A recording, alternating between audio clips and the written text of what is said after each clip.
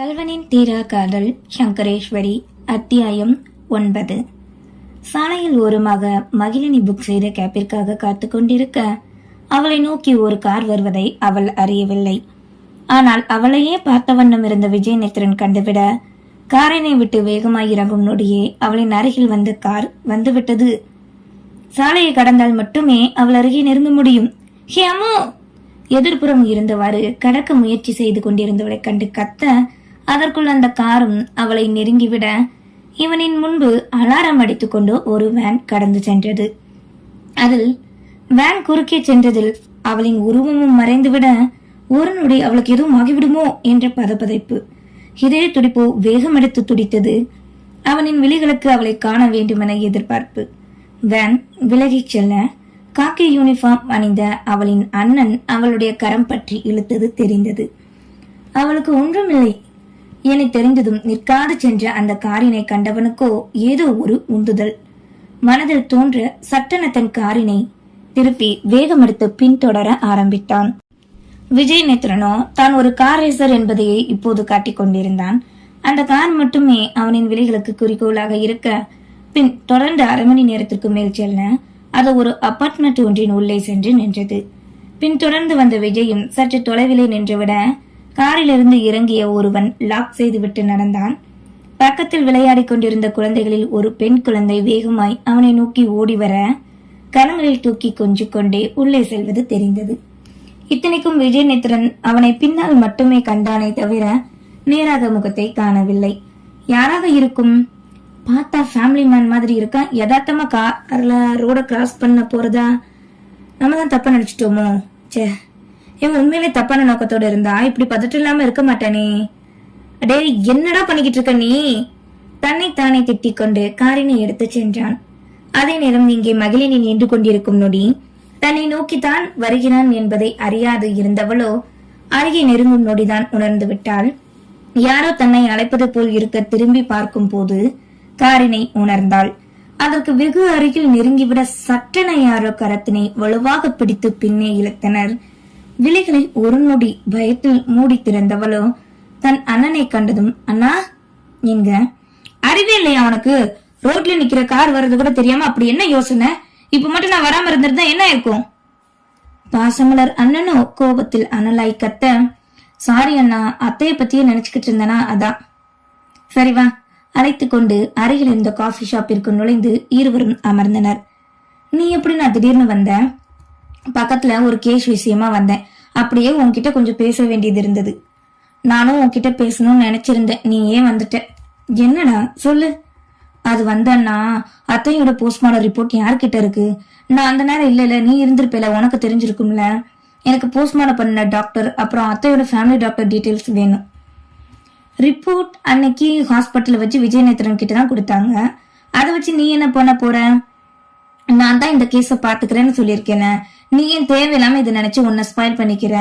உன்னை நினைச்சுதான் நாங்க எல்லாருமே கவலைப்படுறோம். நீ நம்ம வீட்டுக்கு வந்துருமா? அவ கூட எல்லாம் இருக்க வேண்டாம். இல்லனா என்னால வர முடியாது. அத்தை கொடுத்த பொறுப்பை நான் நல்லபடியா பாத்துக்கணும். அதுவும் போக அத்தைக்கு என்ன நடந்ததுன்னு நான் கண்டுபிடிச்சே ஆகணும். அப்ப உனக்கு என் மேல நம்பிக்கை இல்லையா மகிழ்? இருக்கான்னா, ஆனா நான் சீக்கிரம் கண்டுபிடிக்கணும்னு நினைக்கிறேன். உன் வாழ்க்கையை நீ வீடு நிக்கிறமா? நாம சத்தியவதனி மேடமுக்கு நன்றி கடன் பட்டிருக்கோம், இல்லைன்னு சொல்லல. உன் வாழ்க்கை எனக்கு ரொம்ப முக்கியம்டா. உனக்கு அந்த வீட்டுல இருக்க பிடிச்சிருக்கா? அதுவும் அவன் கூட? கேட்க அந்த நொடி மௌனம் தான் பதிலாக கொடுத்தாள். தங்கையின் கரங்களை ஆதரவாக பற்ற சில துணி கண்ணீர் அவளின் சிப்பி இலைகளில் இருந்து விழுந்தது. பின் தன்னை மீட்டுக் கொண்டவளோ, நீ என்ன சொல்ல வந்த என்கிட்ட என்றாள். சத்தியவதனி மேடம் ஹால் ஹிஸ்டரி செக் பண்ண ஏகப்பட்ட கால்ஸ் இருந்தது. அதுல ஒரு சில நம்பர் அடிக்கடி வந்திருக்குமா. அதுவும் வந்ததே தவிர இவங்க ஒரு நாள் அதுக்கு பண்ணதில்ல. கடைசியா இறந்தப்ப கூட வந்திருக்கு. அத்தை கிட்ட நான் தானே கடைசியா பேசினேன். ஆமா, ஆனா அதுக்கு முன்னாடியே வந்திருக்கு.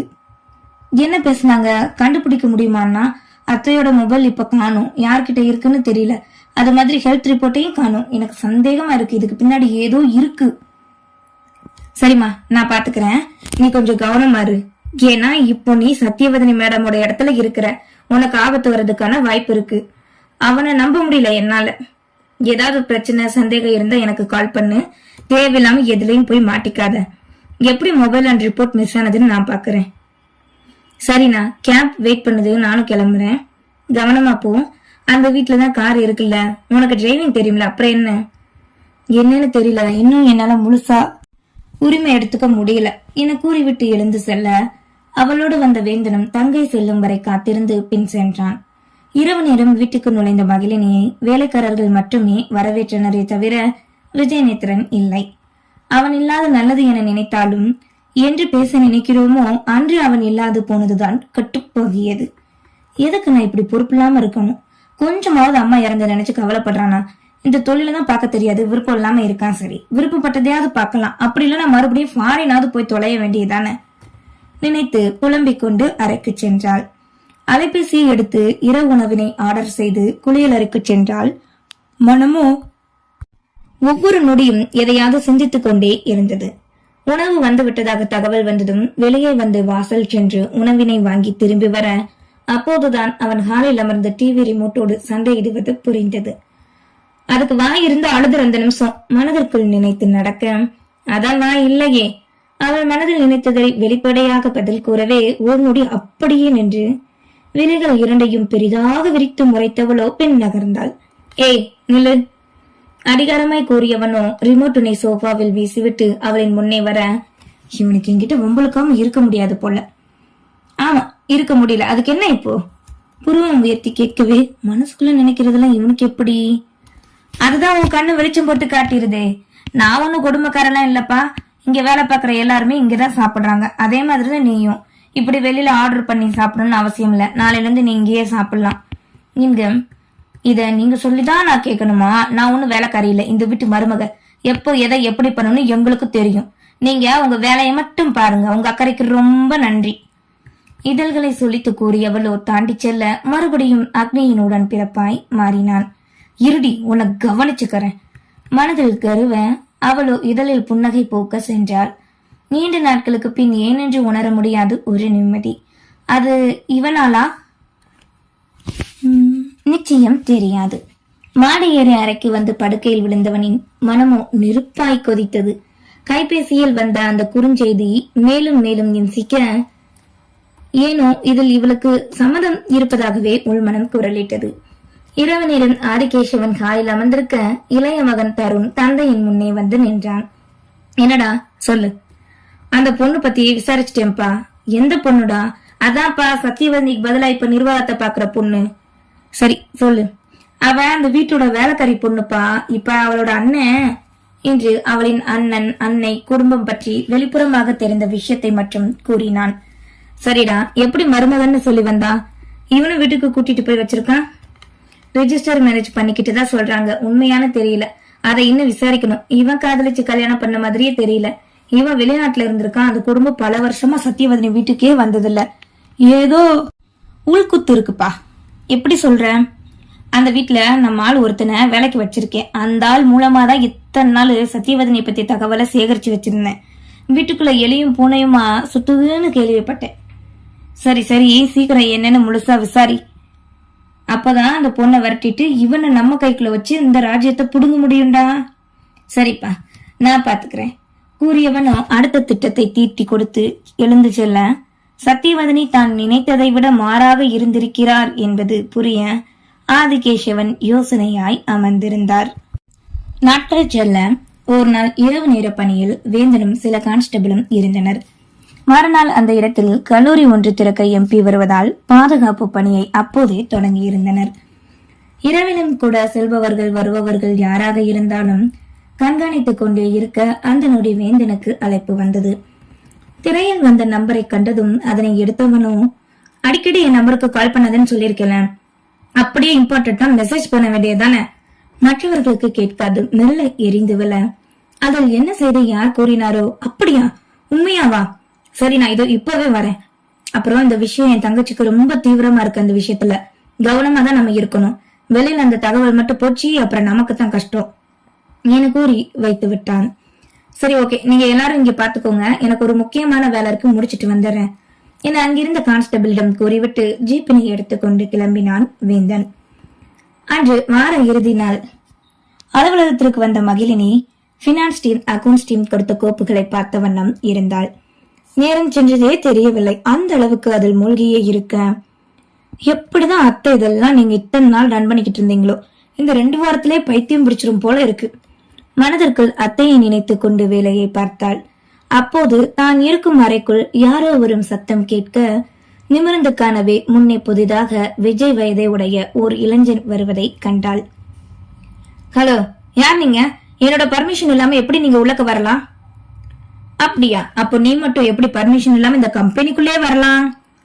கேட்டவாறு அவளின் முன்னே இருந்த இருக்கையில் காலின் மீது கால் போட்டு அமர்ந்தான் தருண்.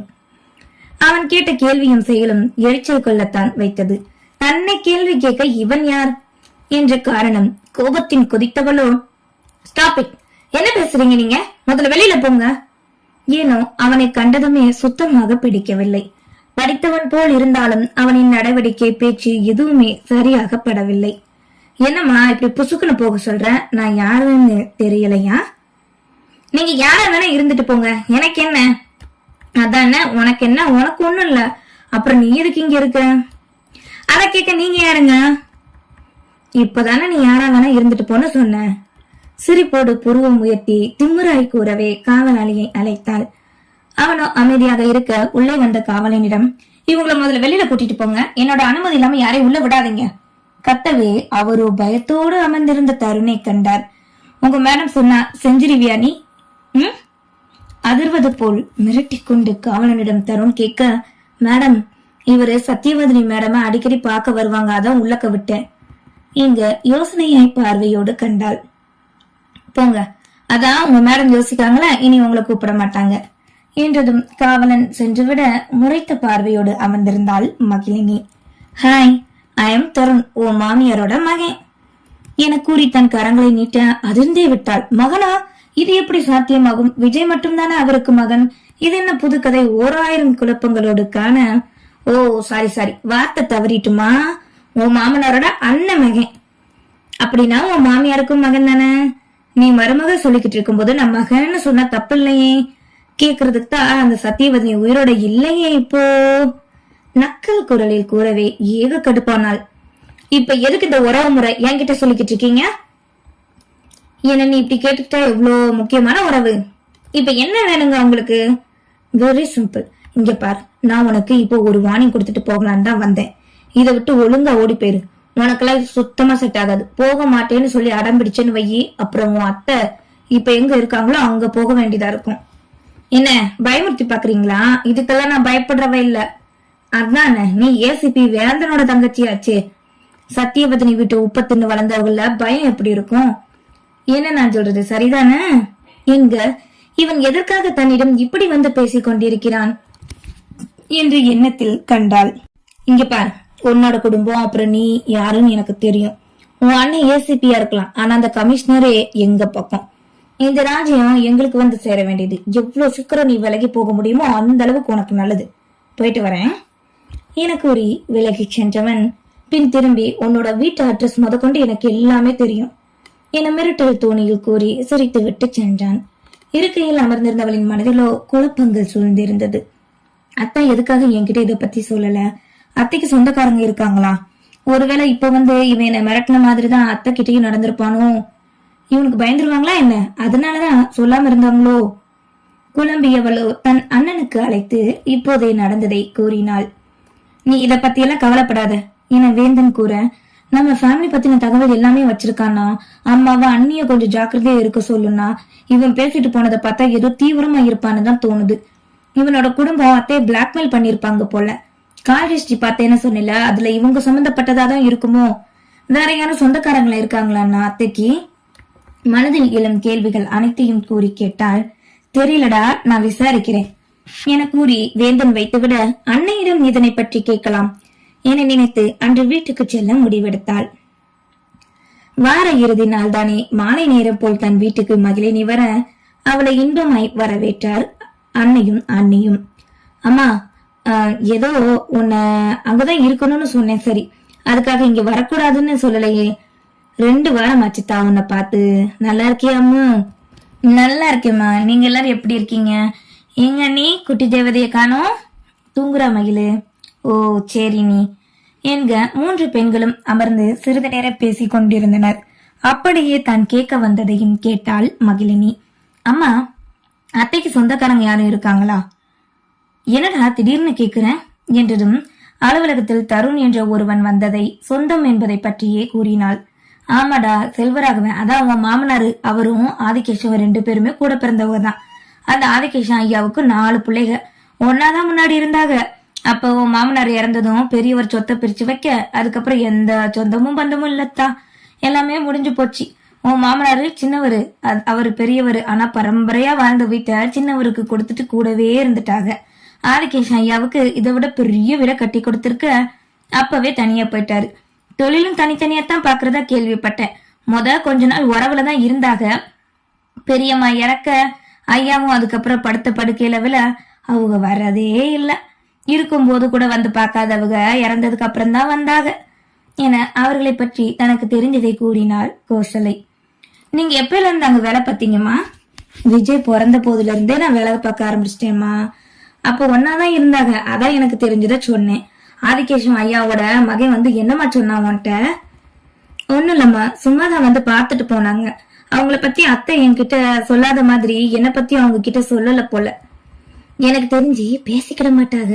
சத்தியவதனி அம்மாவோட வளர்ச்சி அவளுக்கு சுத்தமா பிடிக்காதுதா. பொம்பளையா இருந்துட்டு எப்படி வளரலான்னு என்ன அவங்களுக்கு. எதை வச்சுமா சொல்ற? ஒரு மாதிரி மிதப்பா இருப்பாரு, அம்மாவே துச்சமா பாப்பாரு. இவையெல்லாம் கார்டோஸ்க்கு சம்மன்னு சொல்றது மாதிரி நடந்துப்பாரு. அது எதுக்கு நமக்கு விடுமா? உன்கிட்ட பேச வந்தா என்னன்னு மட்டும் கேட்டுட்டு விட்டுரு, சரியா? வா சாப்பிடலாம். உன் ஸ்கூட்டி வீட்டுல சும்மா தானமா இருக்கு, எடுத்துட்டு போகலாம்ல. மறந்தே போயிட்டேமா. சரி, இப்பவே நான் போகும்போது அதை எடுத்துட்டு போயிடுறேன் என கூறியவாறு அண்ணி இருவரோடும் கலந்து கொண்டாள். இருள் சூழ போகும் நேரம் தன் அறைக்கு சென்று சில தேவையான முக்கிய பொருட்களை எடுத்துக்கொண்டு கிளம்ப மகளை கண்டு தயங்கினார் கோசலை. என்னம்மா, ஏதாவது என்கிட்ட சொல்லணுமா? அம்மாடி, அது வந்து விஜய் தம்பி கிட்ட பேசுனியா? என்ன பேசணும்? இல்லடா, உங்க கல்யாணம் அதான் விஜய் ஏத்துக்கிட்டானே. சத்தியவதனி அம்மா பண்ண காரியத்துக்கு அவனுக்கு சொல்லி புரிய வச்சியா? ஏதாவது சொன்னா நான் ஊரறிய கல்யாணம் பண்ண தானே மத்தவங்க வாயில விழாம இருக்க முடியும். இங்க அன்னை கூறியதை கேட்டவளின் மனமும் ஆரம்பத்திலிருந்து இப்போ வரைக்கும் விஜய் நேத்திரன் தானும் இருக்கும் நிலை, அவன் தன்னை குற்றம் சாட்டும் வார்த்தைகள், தன்னை நம்பாத அவனின் செயல், கண்டபோதெல்லாம் நிகழும் வாக்குவாதம் எண்ணி பார்த்தவளோ விரக்தியோடு இதழ் சிரிப்பை ஒன்றை வீசினாள். என்னம்மா சிரிக்கிற? ஒண்ணும் இல்ல, நீங்க எங்களை நினைச்சு கவலைப்படாதீங்க. அத்தை துணையா இருந்தா நீங்க சொன்ன அவங்களோட ஆசைப்படியே நடக்கும். பார்க்கலாம் கூறிவிட்டு அன்னியிடம் சொல்லிக்கொண்டு ஸ்கூட்டியை எடுத்துக்கொண்டு கிளம்பினாள். மகள் செல்வதையே கண்டவாறு இருந்த கோசலைக்கு தன்னையே மறந்த விஜயநேத்திரனின் எண்ணங்கள் மட்டுமே. நன்றி.